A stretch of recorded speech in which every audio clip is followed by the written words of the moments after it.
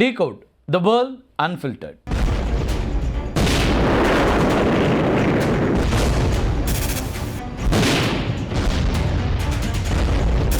One half of the hanger is gone.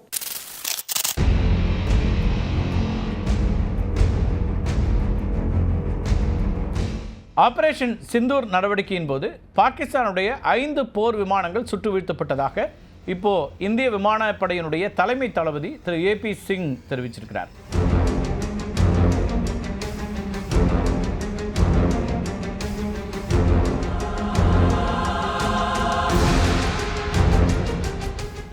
Operation Sindoor நடவடிக்கையின் போது பாகிஸ்தானுடைய 5 போர் விமானங்களை சுட்டு வீழ்த்தியிருக்கிறோம் அப்படின்னு இந்திய விமானப்படை இப்போது தெரிவித்திருக்கிறது.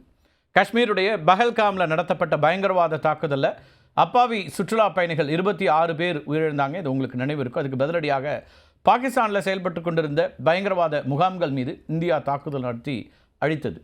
இந்த இராணுவ நடவடிக்கைக்கு ஆபரேஷன் சிந்தூர் அப்படின்னு பெயர் வச்சிருந்தோம். இதை பற்றியெல்லாம் விரிவாக நிறைய பார்த்துருக்குறோம். இந்திய விமானப்படை இந்த நடவடிக்கையில் முக்கிய பங்காற்றியது. பாகிஸ்தானில் இருக்கக்கூடிய 11 இராணுவ மற்றும் பயங்கரவாத முகாம்கள் மேலே துல்லிய தாக்குதல்களை நடத்தி அவற்றை அழித்திருக்கிறோம். இந்தியாவுக்கு எதிராக செயல்பட்டு வந்த நூற்றுக்கணக்கான பயங்கரவாதிகள் இதில் கொல்லப்பட்டிருக்கிறாங்க. இதற்கு பதிலடியாக பாகிஸ்தான் தன்னுடைய விமானப்படை மற்றும் நூற்றுக்கணக்கான ஆள் இல்லாத விமானங்களை இந்திய வான்வெளிக்கு அனுப்ப முயன்றது. அதாவது ட்ரோன்களை அனுப்ப முயற்சி பண்ணாங்க. இந்தியாவினுடைய அதிநவீன வான் பாதுகாப்பு அமைப்புகள் பாகிஸ்தானுடைய சீன தயாரிப்பு வான் பாதுகாப்பு அமைப்புகளை தவிடுபொடியாக்கி பாகிஸ்தான் விமானப்படையினுடைய தாக்குதல்களை முறியடித்திருக்குது அப்படின்னு நம்ம பார்க்குறோம். அது மட்டும் இல்லை, இந்தியா அனுப்பிய வான் பாதுகாப்பு ஏவுகணைகள் மற்றும் பிற அமைப்புகள் பாகிஸ்தானில் ஆளில்லாத விமானங்களை தாக்கி அழித்தன. இந்திய தரப்பில் எந்த போர் விமானமும் சுட்டு வீழ்த்தப்பட்டதாக அதிகாரப்பூர்வ தகவல்கள் இல்லை. இது இராணுவம், கடற்படை மற்றும் விமானப்படை ஆகிய 3 படைகளும் ஒருங்கிணைந்து மேற்கொண்ட ஒரு வெற்றிகரமான நடவடிக்கை அப்படின்னு புகழப்படக்கூடிய ஒன்று. இந்த நடவடிக்கையின் மூலமாக இந்தியா பயங்கரவாதத்திற்கு எதிராக உறுதியான நடவடிக்கைகளை எடுக்க தயங்காது அப்படிங்கிற செய்தியை பாகிஸ்தானுக்கு தெளிவாக உணர்த்தியிருக்குன்னு சொல்லலாம். ஆபரேஷன் சிந்தூர் நடவடிக்கையின் போது பாகிஸ்தானுடைய 5 போர் விமானங்கள் சுட்டு வீழ்த்தப்பட்டதாக இப்போது இந்திய விமானப்படையினுடைய தலைமை தளபதி திரு ஏபி சிங் தெரிவிச்சிருக்கிறார்.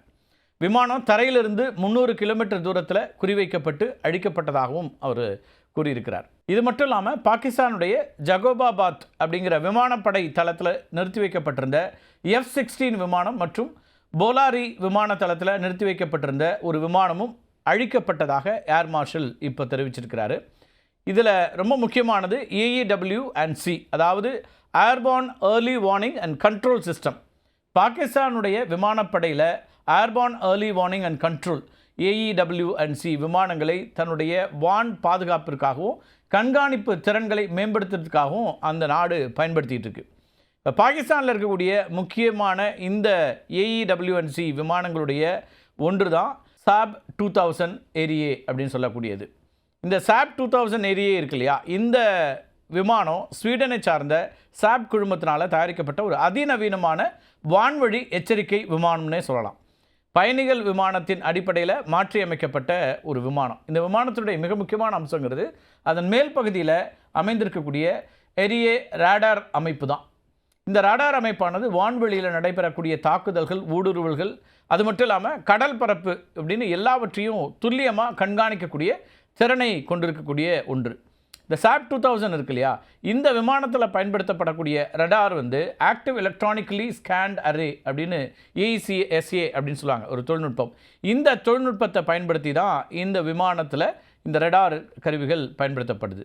இந்த தொழில்நுட்பம் ரடாருடைய ஆற்றலை ஒரு குறிப்பிட்ட பகுதிக்கு குவிக்கவோ அல்லது பரந்த பகுதிக்கு அனுப்புறதுக்கோ உதவக்கூடியதாக இருக்குது. அடிப்படையில் பாரம்பரியமான ரடார்களை விட மிகவும் சக்தி வாய்ந்தவை அப்படின்னு இதை பார்க்குறாங்க. சரி, என்ன அவ்வளவு பெரிய சிறப்பு அப்படின்னு கேட்டிங்கன்னா, அதிக உயரத்தில் பறக்கும்போது இந்த ரடார் அமைப்பினால் 5 லட்சம் சதுர கிலோமீட்டருக்கும் அதிகமான பரப்பளவை ஒரே நேரத்தில் கண்காணிக்க முடியும் அப்படின்னு சொல்லப்படுது.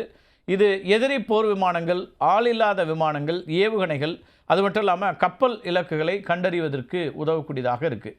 இந்த ரடார் போர் விமானம் போன்ற இலக்கை கிட்டத்தட்ட 350 கிலோமீட்டர் தூரத்திற்கு அப்பால் இருந்தே கண்டறியும் ஆற்றல் இருக்கக்கூடிய ஒரு ரேடார். இதனுடைய அதிகபட்ச இன்ஸ்ட்ருமெண்டல் ரேஞ்ச் எவ்வளோ தெரியுமா? 450 கிலோமீட்டர்.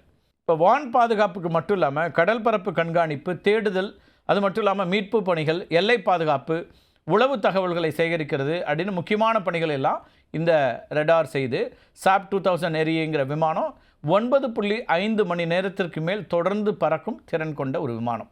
இதெல்லாம் பாகிஸ்தான் வைத்திருக்கக்கூடிய ஒரு விமானம். பாகிஸ்தானுடைய மற்றொரு வான் பாதுகாப்பு விமானம்ங்கிறது ZDK-03 ஃபோக்கஸ் அப்படின்றது. இது சீன தயாரிப்பு விமானம். இது ஷான்சி ஒயேஜ் அப்படிங்கிற விமானத்தினுடைய அடிப்படையில் உருவாக்கப்பட்ட ஒரு விமானம். இதனுடைய ரடார் அமைப்பே மிக முக்கியமான அம்சமாக இருக்குது. விமானத்தின் மேல் பகுதியில் பொருத்தப்பட்டிருக்கக்கூடிய பெரிய சுழலும் குவி மாடம் ரடோம் அப்படின்னு சொல்லுவாங்க. இந்த ரடார் முழு 360 டிகிரி கோணத்தில் வான்வெளியை கண்காணிக்கக்கூடிய திறமை கொண்டது.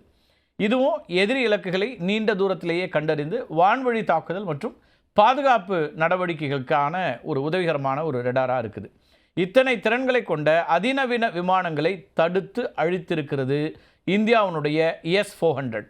இதுதான் இதில் ரொம்ப முக்கியமானது. இந்த S-400 அமைப்பு ரஷ்யாவால் உருவாக்கப்பட்ட உலகின் அதிநவீன மற்றும் சக்தி வாய்ந்த வான் பாதுகாப்பு ஏவுகணை அமைப்புகளில் ஒன்று. இதனுடைய NATO குறியீட்டு பெயர் வந்து SA-21 கிராலர் அப்படிங்கிறது.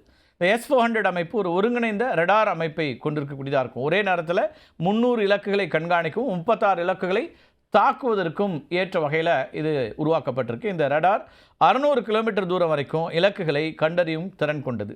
விமானங்கள், ஆளில்லா விமானங்கள், கப்பல் ஏவுகணைகள், அது மட்டும் இல்லாமல் பாலிஸ்டிக் ஏவுகணைகள் போன்ற அச்சுறுத்தல்களையும் உடனே கண்டறியக்கூடிய வகையில் இருக்கும். S-400 அமைப்பு வெவ்வேறு தூரங்கள் இருக்கக்கூடிய இலக்குகளை தாக்கக்கூடியதை 4 வகையான ஏவுகணைகளை பயன்படுத்துது. அதில் ஒன்று 40N6E அப்படிங்கிறது. இது 400 கிலோமீட்டர் தூரம் வரைக்கும் இருக்கக்கூடிய இலக்குகளை தாக்கக்கூடிய திறன் கொண்ட நீண்ட தூர ஏவுகணை. அதேபோல் இன்னொன்று 48N6. இது 250 கிலோமீட்டர் தூரம் வரைக்கும் இருக்கக்கூடிய இலக்குகளை தாக்கக்கூடிய திறன் கொண்டது. 9M96E2ன்னு ஒரு ஏவுகணை. இது 120 கிலோமீட்டர் தூரம் வரைக்கும் இருக்கக்கூடிய இலக்குகளை தாக்கக்கூடியது. இப்போ 9M96E அப்படின்னு ஒன்று இருக்குது. 40 கிலோமீட்டர் தூரத்துக்கு வரைக்கும் இருக்கக்கூடிய இலக்குகளை தாக்கக்கூடிய வகையில் இருக்கிறது. இந்த வெவ்வேறு ஏவுகணைகளை பயன்படுத்துறது மூலமாக பல அடுக்குகளை கொண்ட ஒரு வலுவான வான் பாதுகாப்பு வலையை நாம் உருவாக்க முடியும். அப்படி தான் உருவாக்கியிருந்தோம். S-400 ஏவுகணைகள் மணிக்கு சுமார் 17,000 கிலோமீட்டர் வேகத்தில் பயணிக்கக்கூடியவை. இந்த அதிவேகம் காரணமாக பாலிஸ்டிக் ஏவுகணைகள் போன்ற அதிவேகமாக நகரக்கூடிய இலக்குகளை கூட துல்லியமாக இடைமறிக்க முடியும். S-400 அமைப்பினுடைய அனைத்து பாகங்களும் ட்ரக்குகள் போன்ற சக்கர வாகனங்களில் பொருத்தப்பட்டிருக்கும். இதனால் இது ஒரு இடத்துலேருந்து இன்னொரு இடத்துக்கு எளிதாக நகர்த்த முடியுங்கிறது ஒரு ப்ளஸ் பாயிண்ட்டு. அது மட்டும் இல்லை, சில நிமிடங்களிலேயே இது தாக்குதலுக்கு தயார் பண்ணிட முடியும். இதனை கேம் சேஞ்சர் அப்படின்னு வர்ணிச்சிருக்கிறாரு இந்திய விமானப்படையினுடைய தலைமை தளபதி AP சிங். நம்மளுடைய S-400 இருக்கு இல்லையா, அதுதான் கேம் சேஞ்சராக இருந்துச்சு இந்த ஆப்ரேஷன் சிந்தூரில் அப்படின்னு நம்ம பார்க்குறோம். ஏற்கனவே நம்ம நிறைய S-400 பற்றின காணொலிகளை நாமே பதிவேற்றம் செய்திருக்கிறோம்.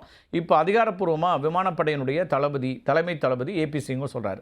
இந்த S-400 வான் பாதுகாப்பு அமைப்புகளை பாகிஸ்தானுடைய எந்த ஒரு நவீன விமானத்தாலையும் ஊடுருவ முடியவில்லை அப்படின்னு AP சிங் இப்போ வந்து குறிப்பிட்டு பேசியிருக்கிறாரு. இந்தியா பாகிஸ்தான் இராணுவ மோதலை உயர் தொழில்நுட்ப போர் அப்படின்னு அவர் சொல்கிறார். அது என்ன உயர் தொழில்நுட்ப போர் அப்படின்னு பார்த்தீங்கன்னா, இப்போ இந்தியா பொறுத்த வரைக்கும் ரஃபேல், சுகாய் 30 போன்ற 4ஆம் தலைமுறை போர் விமானங்களை கொண்டிருக்கிறது. இது பாகிஸ்தானுடைய விமானப்படையை விட எண்ணிக்கை மற்றும் தொழில்நுட்பத்தில் மேம்பட்ட ஒன்று. ஆப்ரேஷன் சிந்தூரின் போது இந்தியா மீது பாகிஸ்தான் பல நூற்றுக்கணக்கான ட்ரோன் தாக்குதல்களை நடத்த முயற்சி செஞ்சிச்சு. உங்களுக்கும் தெரியும், இந்தியா தன்னுடைய அதிநவீன ட்ரோன் எதிர்ப்பு அமைப்புகள் மூலமாக அவற்றை முறியடித்தது. கிட்டத்தட்ட 1000 ட்ரோன்கள். இதற்கு சிறந்த எடுத்துக்காட்டு D4S. இந்தியாவினுடைய DRDO மற்றும் பாரத் எலக்ட்ரானிக்ஸ் லிமிடெட் இணைந்து உருவாக்கிய ஒரு உள்நாட்டு ட்ரோன் எதிர்ப்பு அமைப்பு தான் இந்த அமைப்பு. இது சாஃப்ட் கில் மற்றும் ஹார்ட் கில் அப்படின்னு 2 அடுக்கு பாதுகாப்பு அம்சங்களை கொண்டிருக்கும். இந்த சாஃப்ட் கில் ட்ரோன்களில் தொடர்பு சிக்னல்களை திசை திருப்பி செயலிழக்க செய்யும். ஹார்ட் கில் என்ன செய்யும்னா ட்ரோனை லேசர் ஆயுதங்கள் மூலமாக நேரடியாக தாக்கி அழிக்கும். D4S அமைப்பு இந்திய இராணுவம், கடற்படை மற்றும் விமானப்படை ஆகிய 3 படைகளுமே பயன்படுத்தப்பட்டு வருகிறது.